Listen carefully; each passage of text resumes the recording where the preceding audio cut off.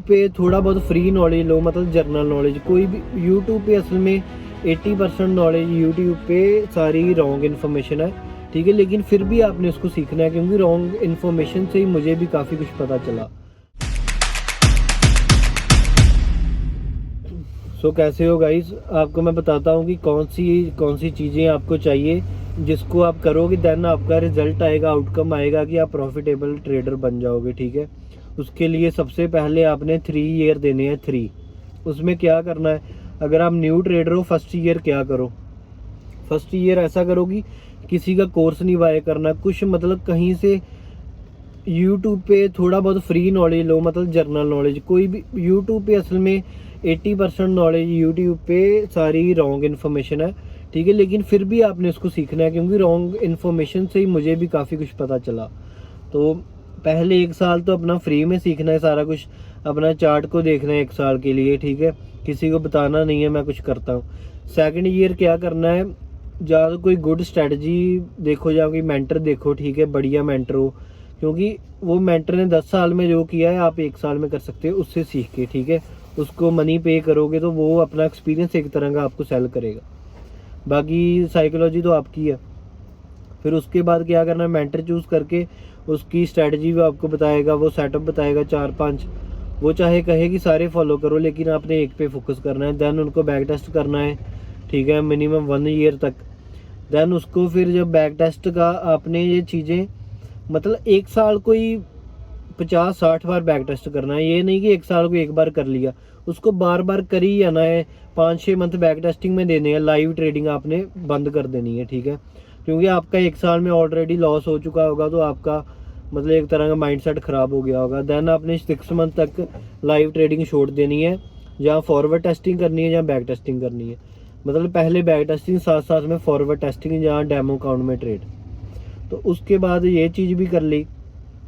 Then आपको पता चलेगा कि अगर आप बार बार बैक टेस्ट करोगे, एक साल को मान लो 2024 को करो बैक टेस्ट 50 टाइम, देन आपको 50 टाइम तक कुछ ना कुछ सीखने को मिलता जाएगा कि मार्केट यहाँ से ऐसे गई है, यहाँ से ऐसे गई है। तो कभी भी एक बार बैक टेस्ट करने का कोई फ़ायदा नहीं है। देन उसके बाद आएगी डिसिप्लिन प्रॉब्लम, रूल नहीं फॉलो होंगे, आपकी साइकोलॉजी कह देते हैं जिसको। रिस्क मैनेजमेंट आप पहले 1 साल में सीख गए होगे। जब आपने बैक टेस्ट कर लिया तो तब आपको सब कुछ पता चल जाएगा कि मेरी स्ट्रैटेजी कब काम करती है, कौन सा टाइम फ्रेम है, कितने लंदन सेशन में वर्क अच्छा करती है, न्यूयॉर्क में करती है या एशियन में करती है, ठीक है। उसके बाद आती है डिसिप्लिनल प्रॉब्लम। आपके 50 रूल आपने लिख लेने हैं, जो भी स्ट्रैटेजी के होंगे वो आपसे फॉलो नहीं होंगे, ठीक है। उसको फॉलो करते करते आपको लगेगा कि नहीं मैं 1 मंथ में कर दूंगा, फिर रूल ब्रेक करोगे, फिर लगेगा 2nd मंथ में, फिर 6 मंथ में।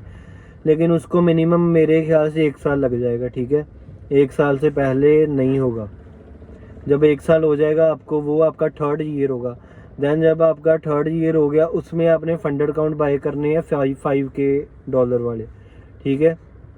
तो उसमें रिस्क मैनेजमेंट कम रखना है, पास करने का सोचना नहीं है, ओनली बस अपना उससे सीखना है। तो जब आपके 3 साल कंप्लीट हो जाएंगे, देन आपके हाथ में स्किल आ जाएगी। देन 6 मंथ में आप 200K 500K फंडिंग तक पहुंच सकते हो, ठीक है। तो यही प्रोसेस है। इससे आपने अगर मतलब आप कहोगे कि शॉर्ट पीरियड ऑफ टाइम में मैं कर लूँगा ट्रेडिंग, सबसे पहली गलती क्या है कि आप फर्स्ट ईयर में मेंटर से क्लासेस लेते हो। तब वो मेंटर अगर आपको गलत निकल गया तो फिर भी आपका माइंडसेट ख़राब, अगर सही निकल गया फिर भी ख़राब।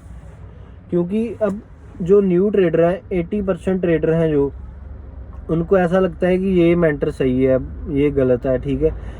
लेकिन उनका माइंडसेट नहीं सही होता, वो सही वाली स्ट्रैटेजी भी उनसे फॉलो नहीं होगी। जैसे मैंने आपको बताया कि कोई भी स्ट्रैटेजी है 1-1.5 साल आपसे फॉलो नहीं होगी, ठीक है। वो आपसे रूल ब्रेक हो गया, आपको लगेगा नहीं स्ट्रैटेजी वर्क ही नहीं करती।